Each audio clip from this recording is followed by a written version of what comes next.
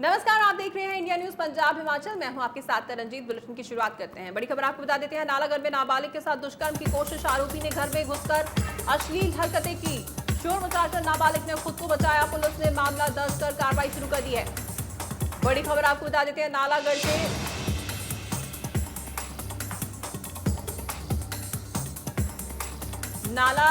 से बड़ी खबर आपको बता देते हैं, दुष्कर्म की घटना सामने आई है नाबालिग के साथ। नालागढ़ से बड़ी खबर, नालागढ़ में नाबालिग के साथ दुष्कर्म की कोशिश, आरोपी ने घर में घुसकर अश्लील हरकतें की। नाबालिग के साथ दुष्कर्म की कोशिश की, शोर मचाकर नाबालिग ने खुद को बचाया। फिलहाल पुलिस इस पूरे मामले में कार्रवाई कर रही है। बड़ी खबर इस वक्त की नालागढ़ से आपको बता देते हैं, नाबालिग के साथ दुष्कर्म की कोशिश की गई। आरोपी ने घर में घुसकर इस पूरी वारदात को अंजाम देने की कोशिश की। फिलहाल नाबालिग ने शोर मचाकर खुद को बचाया और इस पूरे मामले में पुलिस की तरफ से कार्रवाई की जा रही है। मामला दर्ज कर लिया गया है और आगे की कार्रवाई की जा रही है।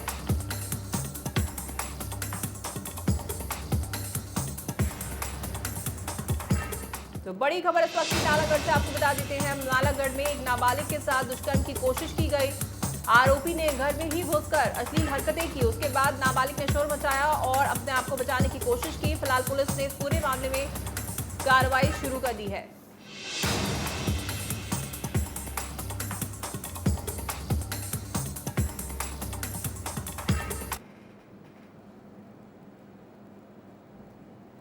इस पे ज्यादा अपडेट के लिए हमारे संवाददाता जगत सिंह हमारे साथ जुड़ गए हैं। आपसे जानना चाहेंगे, नालागढ़ का ये मामला, नाबालिग के साथ दुष्कर्म की कोशिश की गई, क्या कुछ अपडेट? हाँ जी, मैं आपको बताना चाहता हूँ, नालागढ़ के न्यू नालागढ़ कॉलोनी का ये मामला है, जहाँ पर ये प्रवासी लोग हैं जो कि झुंगियों में रहते हैं। पीड़िता का कहना है कि वो घर अपने झुंगी में अकेली थी, तो आरोपी युवक इसके कमरे में घुस आया। पहले अश्लील हरकतें की गई, उसके बाद दुष्कर्म की कोशिश की गई। पीड़िता की आवाज की आवाज कर आसपास के लोग एकत्रित हुए, तब जाकर आरोपी से बच्चे को बचाया गया। फिलहाल पीड़िता के बयानों के आधार पर पुलिस ने मामला दर्ज कर लिया है और आरोपी युवक को हिरासत में ले लिया है। पुलिस मामले की जांच कर रही है। कहीं ना कहीं बच्चियों से ऐसी घटनाएं लगातार बढ़ रही है। बीते दिनों भी एक 8 साल की बच्ची से दुष्कर्म की घटना सामने आई थी बद्दी में, और अब फिर एक 14 वर्षीय बच्ची के साथ दुष्कर्म की यहाँ पर कोशिश की गई है। पीड़ित की मां का आरोप है कि 1 महीने से लगातार ये आरोपी धमकी दे रहा था, बच्ची से दुराचार करने की कोशिश कर रहा था। कई बार पुलिस थाना नालागढ़ में आए, लेकिन वहां पर इनकी कोई सुनवाई नहीं हुई। अब इनकी ओर से पुलिस में मामला दर्ज करवा दिया गया है, आरोपी को हिरासत में ले लिया गया है। फिलहाल डीएसपी बद्दी नवदीप सिंह से इस बारे में बात की गई, तो उन्होंने कहा कि पोक्सो एक्ट के थ्रू मामला दर्ज कर लिया है और आरोपी को हिरासत में लेकर पुलिस जांच कर रही है। जी, जिस तरीके से आपने बताया कि लगातार 1 महीने से इनको धमकियां दी जा रही थी आरोपी की तरफ से, आखिर कौन ये आरोपी है, गांव का ही रहने वाला है, क्या कुछ पता लग पाया है? आपको बताना चाहता हूँ कि ये दोनों ही जो बच्ची है, ये प्रवासी परिवार से है और रोजी रोटी की तलाश में यहाँ काम करने के लिए आई है। दिहाड़ी मजदूरी का काम इसके परिवार द्वारा किया जाता है। और ये जो आरोपी है, ये भी प्रवासी है, बाहरी राज्य से है। ये भी इनके साथ ही कहीं झुंगी में रहता था जी। तो 1 महीने से लगातार इसकी बच्ची के साथ ऐसी घटना करने को, ये लगातार इनका आरोप है कि बच्ची को परेशान कर रहा था, कभी रास्ते में छेड़ता था, कभी कुछ, लेकिन 1 महीने से लगातार इसकी बच्ची को परेशान कर रहा था। पुलिस के पास भी जाते रहे, कोई कार्रवाई नहीं हुई। अब जाकर पुलिस ने मामला दर्ज कर दिया है और आरोपी को हिरासत में ले लिया है। तमाम अपडेट के लिए बहुत बहुत धन्यवाद जगत। तो आपको बता दें, नालागढ़ से बड़ी खबर, जहां पर एक नाबालिग के साथ दुष्कर्म की कोशिश की गई। जिस तरीके से हमारे संवाददाता ने बताया कि लगातार 1 महीने से इस नाबालिग को तंग परेशान किया जा रहा था इस आरोपी की तरफ से। हालांकि जो लड़की के परिवार वाले हैं, उन्होंने पुलिस में कंप्लेंट भी की, लेकिन कोई पुलिस की तरफ से एक्शन इस पूरे मामले में तब नहीं लिया गया। लेकिन फिलहाल पुलिस ने मामला दर्ज कर आगे की कार्रवाई शुरू कर दी है। वहीं जालंधर में शराब ठेके मालिक मनमानी कर रहे हैं। कोविड-19 नियमों की यहां पर धज्जियां उड़ रही हैं। शाम 6:30 बजे की जगह 9 बजे तक ठेके खुल रहे हैं। अधिक दामों पर शराब बेची जा रही है। पुलिस प्रशासन पर भी सवाल उठ रहे हैं। तो आपको बता दें कि कोविड-19 नियमों की धज्जियां उड़ रही हैं जालंधर में। हमने बीते दिन भी आपको ये खबर दिखाई थी कि पंजाब के अलग अलग जिलों में शराब के ठेके तय समय से ज्यादा देर के लिए खुल रहे हैं, या फिर तय समय से पहले खुल जाते हैं। ये अभी भी जारी है पंजाब में। शाम 6:30 बजे की जगह अब 9 बजे तक यहाँ पर ठेके खुल रहे हैं। अधिक दामों पर शराब भी बेची जा रही है। तो कहीं ना कहीं, हालांकि पुलिस कह रही है कि उनकी तरफ से सख्ती की जा रही है, लेकिन यहाँ पर पुलिस प्रशासन पर सवाल भी उठ रहे हैं, क्योंकि बीते दिन भी ये निकल के सामने आया था। कहीं ना कहीं यहाँ पर पुलिस की भी मिलीभगत लग रही है इस पूरे मामले में, क्योंकि पुलिस आती है लेकिन कोई कड़ा एक्शन नहीं लिया जाता है।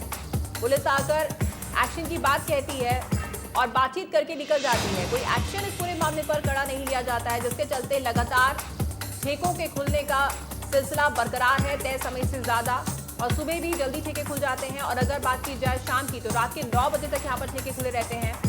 हालांकि बाकी दुकानों की अगर बात की जाए, बाकी व्यापार मंडल में भी रोष है, क्योंकि उनका ये कहना है कि उनकी दुकानें ऑड इवन के हिसाब से खुलती हैं और वो तय समय में ही दुकानें खोलते हैं, लेकिन शराब के ठेके पूरे दिन, पूरे हफ्ते खुले रहते हैं। उसके बावजूद तय समय से ज्यादा देर के लिए यहाँ पर सुबह भी जल्दी खुल जाते हैं और एक्शन पुलिस की तरफ से कोई नहीं लिया जाता है। जिस भी कह रहे हो, मैं चेक किया, ठेका खुला नहीं, सारा ठेका बंद है। मेरे सामने ठेका खड़ा बंद है। जिहड़ी गल तुसीं कह रहे, मैं वेरीफाई करदा, check I will check it. जे कोई चोरी शराब उन्होंने दे रहा है तो मैं इस संबंधी लिख के संबंधित विभाग लिख के भेजांगा कि कार्रवाई की।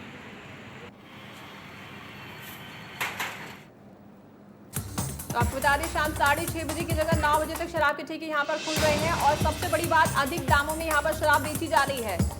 वहीं अब पुलिस प्रशासन पर भी सवाल उठने लगे हैं कि आखिर लगातार ऐसा हो रहा है पंजाब के अलग अलग जिलों में, कोई एक्शन कड़ा क्यों नहीं लिया जाता इनके खिलाफ।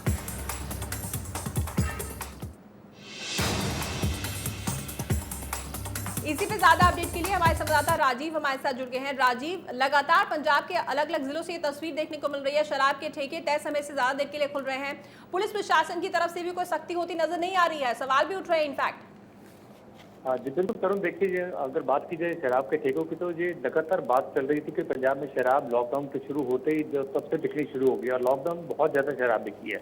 हालांकि मीडिया के द्वारा या अन्य सामाजिक संस्थाओं के द्वारा जो हो हल्ला मचाने के बाद थोड़ी सख्ती जरूर की गई है और ये ऑर्डर पास की गई कि शराब के ठेके 6:30 बजे बाकी दुकानों की तरह ही बंद होने चाहिए पंजाब में।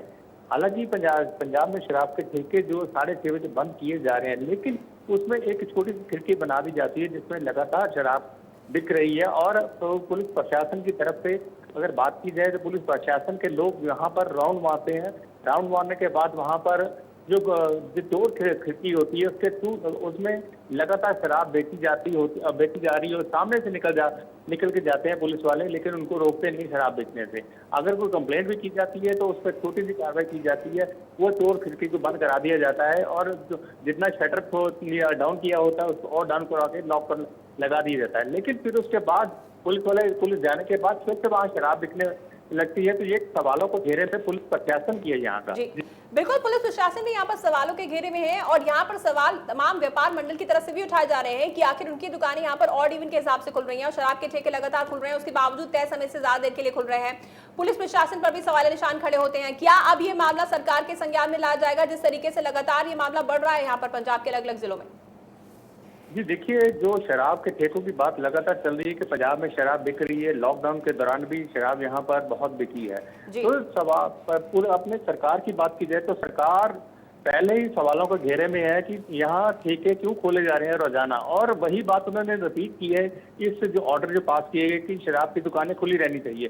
तो यही बात को लेकर यहाँ व्यापारियों ने भी हो हल्ला मचाया है कि अगर उनकी दुकानें ऑड इवन से बंद की जा रही हैं तो शराब के ठेके क्यों नहीं बंद किए जा रहे। शराब के ठेके से रेवेन्यू आता है, उससे सरकार का जो खर्चा चलता है, लेकिन जो उनके घरों का खर्चा कौन चलाएगा अगर दुकानें बंद की जाएगी। जी, तमाम अपडेट के लिए बहुत बहुत धन्यवाद। लेकिन यहाँ पर पुलिस प्रशासन पर एक सवाल निशान जरूर खड़ा होता है और सरकार भी अब सवालों के घेरे में आ गई है, क्योंकि लगातार ये सवाल उठ रहे हैं कि आखिर क्यों कोई सख्ती नहीं हो रही है। रोज इस तरह के मामले सामने आ रहे हैं पंजाब के अलग अलग जिलों में और यहाँ पर सवाल निशान जरूर खड़ा होता है कि एक्शन क्यों नहीं लिया जाता। पुलिस आती है, एक मामला दर्ज होता है और उस पर कोई कार्रवाई भी नहीं होती है।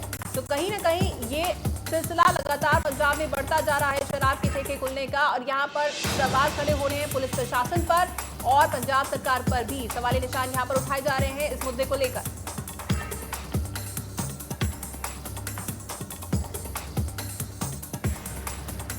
तो जालंधर में शराब ठेके मालिक मनमानी कर रहे हैं। तस्वीरों में आप देख सकते हैं किस तरीके से यहाँ पर समय पूरा होने के बाद, तय समय के बाद भी एक छोटी सी जगह से गेट के अंदर से शराब दी जा रही है, बेची जा रही है।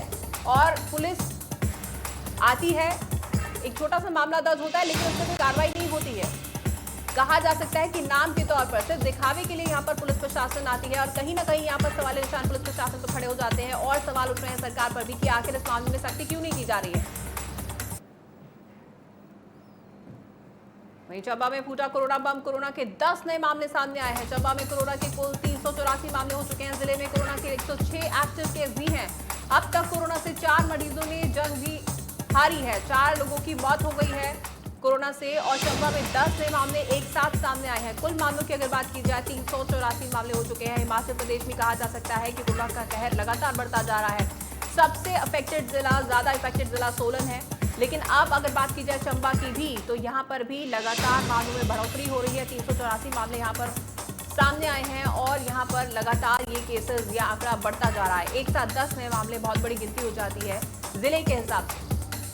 तो चंबा में कोरोना के कुल 384 मामले हो चुके हैं और एक्टिव केसेस की अगर बात की जाए 106 एक्टिव केस है। हालांकि रिकवरी रेट की भी अगर हम बात कर लें तो हिमाचल प्रदेश का रिकवरी रेट अच्छा है, लेकिन यहाँ पर चिंता का विषय ये होता जा रहा है कि लगातार हिमाचल प्रदेश में 5000 के पार आंकड़ा हो चुका है, जो कि बहुत बड़ी गिनती हो जाती है। इससे पहले की अगर बात की जाए कुछ महीनों पहले हिमाचल प्रदेश में इक्का दुक्का केसेस भी देखने को मिलते थे अलग अलग जिलों में, लेकिन अब ये मामले, ये केसेस लगातार बढ़ रहे हैं। खास तौर पर टूरिस्ट स्पॉट है तो इन तमाम चीज़ों को देखते हुए यहाँ पर लोगों को समझना होगा कि उनको खुद को क्वारंटीन करना बहुत जरूरी है अगर वो बाहरी क्षेत्रों से आ रहे हैं। इसी के साथ साथ जो लापरवाही यहाँ पर हिमाचल प्रदेश में बरती जा रही है, उस लापरवाही को छोड़कर लोगों को सावधानी से चलना होगा, तमाम प्रिकॉशंस को लेकर चलना होगा, क्योंकि लगातार यहाँ पर केसेस में जो इजाफा देखने को मिला है वो अनलॉक से बाद से ज़्यादा केसेस बढ़े हैं। तो जब से अनलॉक की प्रक्रिया शुरू हुई है यहाँ पर लोग पूरी तरह से लापरवाह हो चुके हैं। लोगों की खुद की जिम्मेदारी बनती है कि वो मास्क पहनकर रखें और सोशल डिस्टेंसिंग का ख्याल रखें।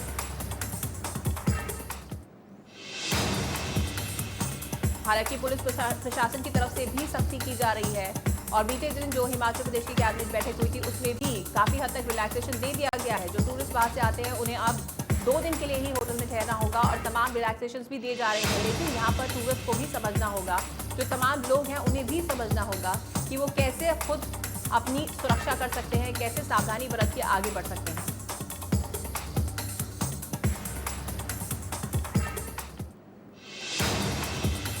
तो चंबा की बात कर लेते हैं। चंबा में कोरोना के 10 नए मामले एक साथ सामने आए हैं। कुल मामलों की बात कर लेते हैं। 384 मामले चंबा में हो गए हैं।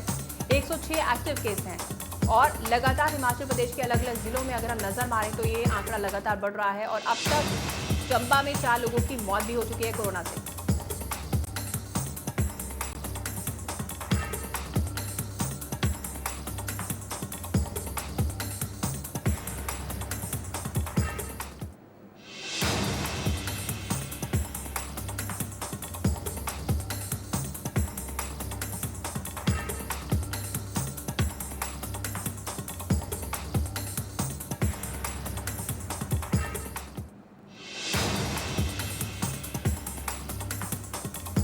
कोरोना के 10 नए मामले सामने आए हैं चंबा से। वाकई चिंता का विषय होता जा रहा है क्योंकि हिमाचल प्रदेश में भी लगातार ये आंकड़ा बढ़ रहा है और अब कुल 384 मामले हो गए हैं और 106 एक्टिव केस जिले में हो गए हैं।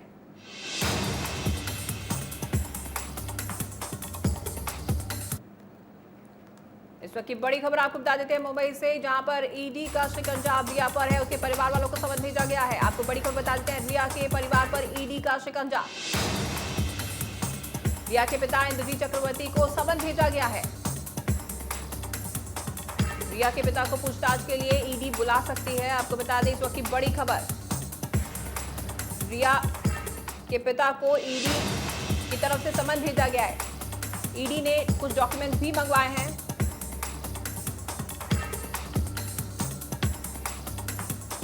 तो ईडी के परिवार पर, रिया के परिवार पर ईडी का शिकंजा। आपको बता दें कि समन भेजा गया है रिया के पिता को।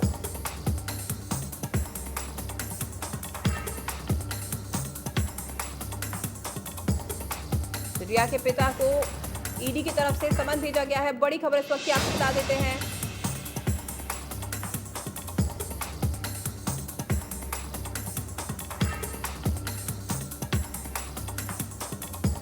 आपको बता दें कि सुशांत सिंह राजपूत केस में सीबीआई की जांच का आज 7वां दिन है। हाई प्रोफाइल केस में अब रोजाना बड़े खुलासे हो रहे हैं। केस की जांच पड़ताल में ईडी, सीबीआई के बाद नारकोटिक्स कंट्रोल ब्यूरो की भी एंट्री हो गई है। वहीं अब आपको बता दें कि रिया के पिता को ईडी की तरफ से समन भेजा गया है।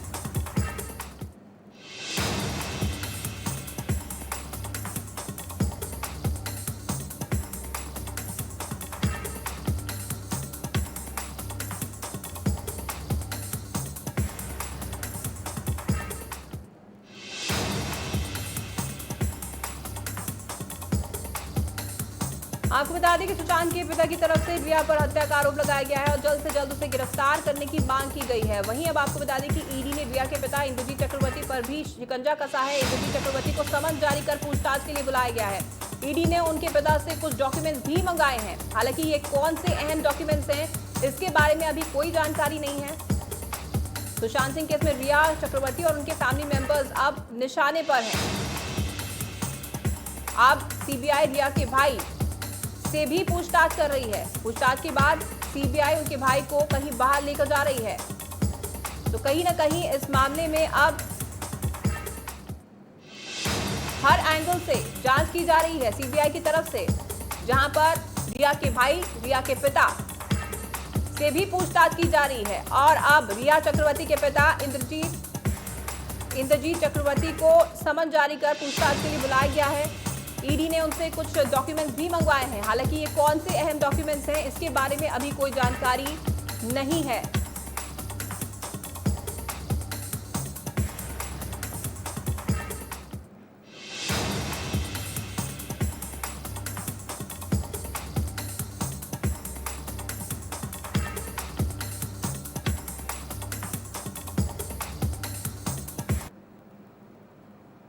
बड़ी खबर आपको बता देते, करतारपुर कॉरिडोर को लेकर भारत पाकिस्तान के बीच अहम बैठक आज होगी। ये बैठक डेरा बाबा नानक की जीरो लाइन पर होगी। बैठक में दोनों देशों के अधिकारी शामिल होंगे।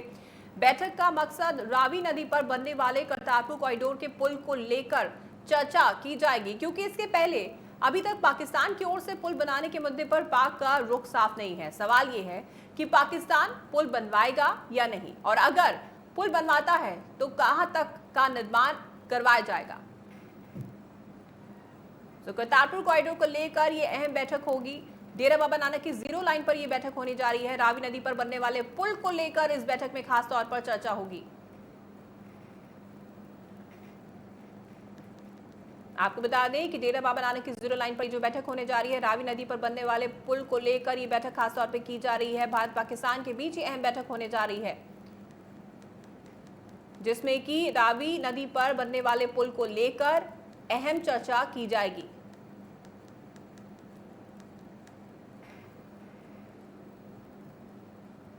ये बैठक डेरा बाबा नानक की जीरो लाइन पर होने जा रही है, जहां पर करतारपुर कॉरिडोर को लेकर खास तौर पर चर्चा की जाएगी। रावी नदी पर बनने वाले पुल को लेकर ये बैठक खास तौर पर की जा रही है।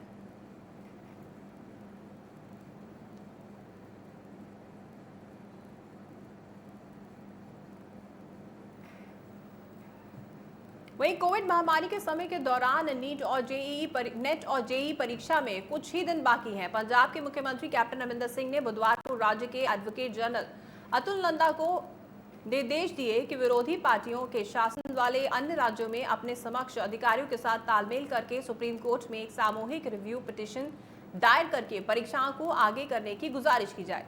ये दिशा निर्देश सोनिया गांधी की गैर बीजेपी शासित राज्यों के मुख्यमंत्रियों के साथ वीडियो कॉन्फ्रेंसिंग से की गई एक मीटिंग के बाद दिए गए, जिसमें नेट और जेईई परीक्षाओं के अलावा अन्य साझे हितों के मुद्दे पर चर्चा की गई। कैप्टन ने कहा कि ये नई शिक्षा नीति राज्यों के साथ विचार विमर्श किए बिना उन पर थोपी गई है।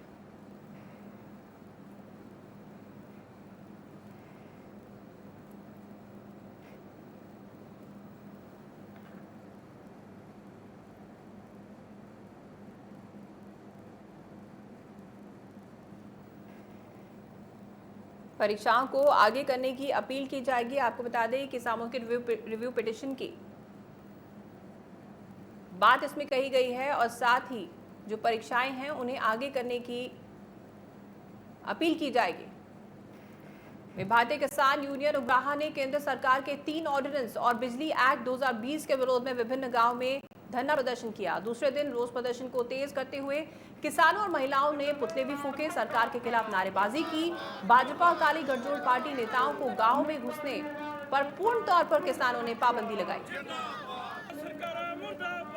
ਅੱਜ ਭਾਰਤੀ ਕਿਸਾਨ ਯੂਨੀਅਨ ਏਕਤਾ ਗਰਾਹਾਂ ਵੱਲੋਂ ਪੰਜਾਬ ਦੇ ਵਿੱਚ ਸਮੁੱਚੇ ਪਿੰਡਾਂ ਦੇ ਵਿੱਚ ਅਰਥੀ ਫੂਕ ਮੁਜ਼ਾਹਰੇ ਕੀਤੇ ਜਾ ਰਹੇ ਨੇ, ਜਿਹਦੇ ਵਿੱਚ ਲੋਕਾਂ ਦਾ ਰੋਸ ਵੱਧ ਰਿਹਾ। ਜਿਹੜਾ ਆਰਡੀਨੈਂਸ ਜਾਰੀ ਕੀਤੇ ਨੇ ਸਰਕਾਰ ਨੇ, ਉਹਦੇ ਵਿੱਚ ਸਾਡੇ ਨੌਜਵਾਨ ਬੱਚੀਆਂ, ਸਾਡੀਆਂ ਮਾਵਾਂ ਭੈਣਾਂ, ਬਜ਼ੁਰਗ ਸਾਡੇ ਸ਼ਾਮਲ ਹੋਏ ਨੇ, ਕਿਉਂਕਿ ਇਹ ਆਰਡੀਨੈਂਸ ਇਹੋ ਜਿਹਾ ਤਿੱਖੇ ਸੰਘਰਸ਼ ਦੇ ਬਿਨਾਂ ਇਹ ਰੁਕਦਾ ਨਹੀਂਗਾ। ਇਹ ਸੀਸ ਵੀ ਲੱਗ ਸਕਦੇ ਆ ਤੇ ਅਸੀਂ ਇਹਦੇ ਪਿੱਛੇ ਨਹੀਂ ਹਟਾਂਗੇ, ਸਰਕਾਰ ਦੀਆਂ ਗੋਡੀਆਂ ਲਵਾ ਕੇ ਹਟਾਂਗੇ। ਅੱਜ ਫੇਰ ਸਾਡੇ ਕਿਸਾਨਾਂ ਦੇ ਸਿਰ ਤੇ ਸੈਂਟਰ ਸਰਕਾਰ ਨੇ ਜਿਹੜੀ ਤਲਵਾਰ ਲਟਕਾਈ ਹੈਗੀ, ਉਹਦੇ 'ਚ ਅਕਾਲੀ ਭਾਜਪਾ ਦੋਨੇ ਬਰੋਬਰ ਦੇ ਕਸੂਰਵਾਰ ਨੇ। ਜਦੋਂ ਕਿ ਜਿਹੜੀਆਂ ਸਾਡੀਆਂ ਮੰਡੀਆਂ ਨੇ ਉਹਨਾਂ ਦਾ ਭੋਗ ਪਾਇਆ ਜਾ ਰਿਹਾ ਹੈ। ਇੱਥੇ ਬਿਜਲੀ ਐਕਟ 2020 ਦੇ ਨਾਂ ਥੱਲੇ ਕਿਸਾਨਾਂ ਦੀ ਜਿਹੜੀ ਲੁੱਟ ਕਰਨ ਦਾ ਰਾਹ ਹੈ ਉਹ ਪੱਧਰਾ ਕੀਤਾ ਹੈਗਾ। ਇਸ ਕਰਕੇ ਇੱਥੇ ਅੱਜ ਸਾਡੀਆਂ ਮਾਈਆਂ ਭੈਣਾਂ, ਸਾਡੇ ਕਿਸਾਨ ਵੀਰ, ਇੱਥੋਂ ਤਾਈਂ ਕਿ ਬੱਚੇ ਵੀ ਸੜਕਾਂ ਤੇ ਉਤਰੇ ਨੇਗੇ ਤਾਂ ਕਿ ਅਸੀਂ ਇਹ ਆਰਡੀਨੈਂਸ ਨੂੰ ਵਾਪਸ ਕਰਾ ਸਕੀਏ। आपको बता दें कि किसानों का रोष प्रदर्शन यहाँ पर लगातार जारी है। अब तीसरे दिन भी लगातार प्रदर्शन का सिलसिला जारी है, जिसमें महिलाएं भी शामिल हैं। वहीं हिमाचल प्रदेश में कोरोना का कहर लगातार जारी है, लेकिन बावजूद इसके स्वास्थ्य विभाग किसी तरह की कोई सख्ती नहीं दिखा रहा है और बार बार लापरवाही के मामले सामने आते जा रहे हैं। ताजा मामला सोलन से सामने आया है, जहां कोरोना पीड़ित गर्भवती महिला को ठीक बताकर घर भेज दिया गया।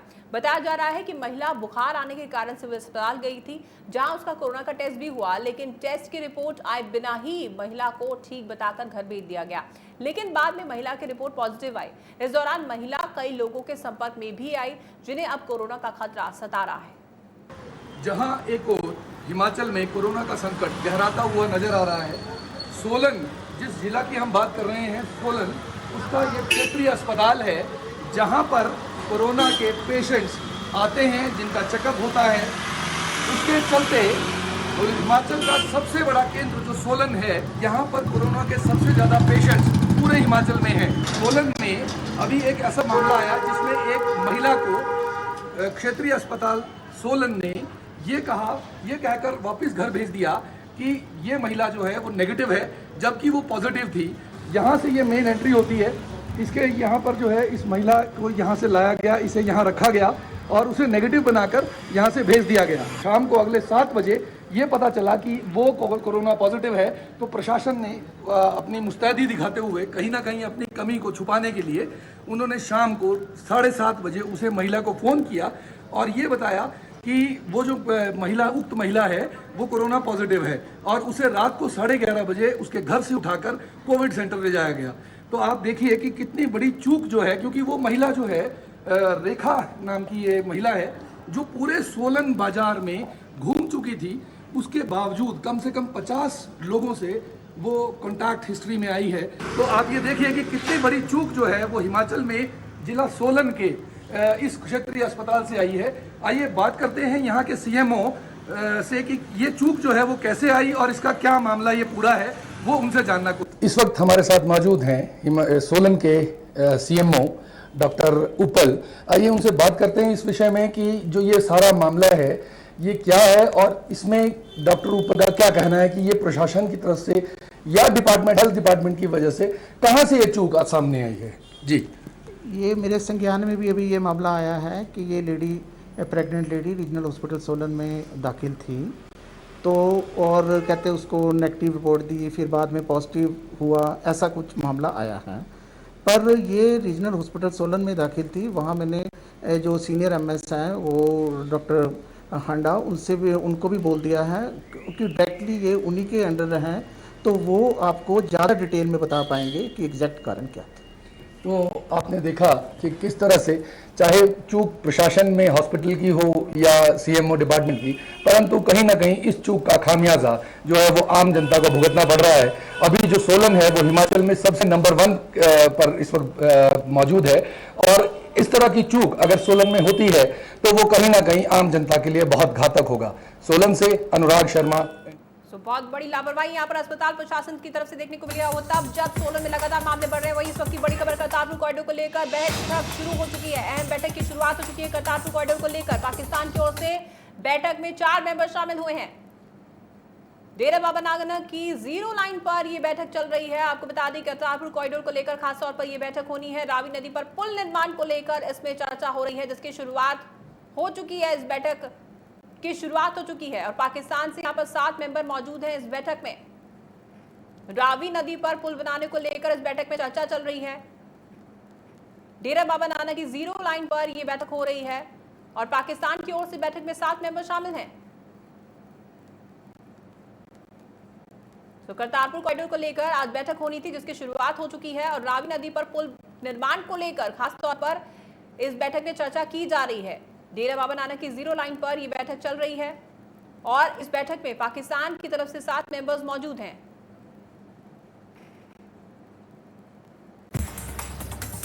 तो बड़ी खबर इस वक्त की आपको बता देते हैं, करतारपुर कॉरिडोर को लेकर जो बैठक होनी थी वो बैठक शुरू हो चुकी है। डेरा बाबा नानक की 0 लाइन पर ये बैठक चल रही है और इस बैठक में पाकिस्तान की तरफ से 7 मेंबर्स मौजूद हैं।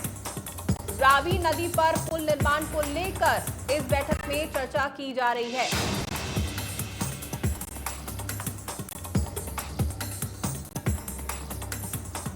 करतारपुर कॉरिडोर को लेकर अहम बैठक की शुरुआत हो चुकी है, जिसमें कि पाकिस्तान की ओर से बैठक में 7 मेंबर शामिल हैं।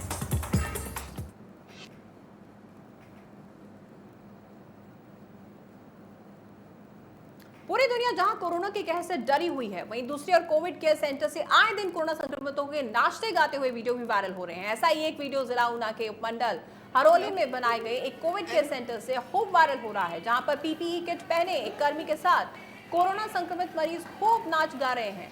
करीब 1.25 मिनट के इस वीडियो में सभी कोरोना संक्रमित महिलाएं हैं, जो कि पंजाबी गीत पर थिरक रही हैं। वायरल वीडियो में सभी महिलाएं अपने अपने कमरे से बाहर निकलकर एक गैलरी में नाच रही हैं।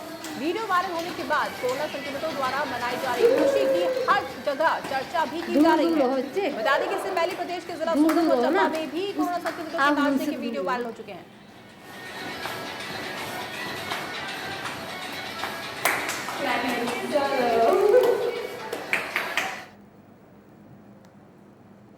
इस बुलेटिन में फिलहाल इतना ही। आप देखते रहिए इंडिया न्यूज़ पंजाब हिमाचल।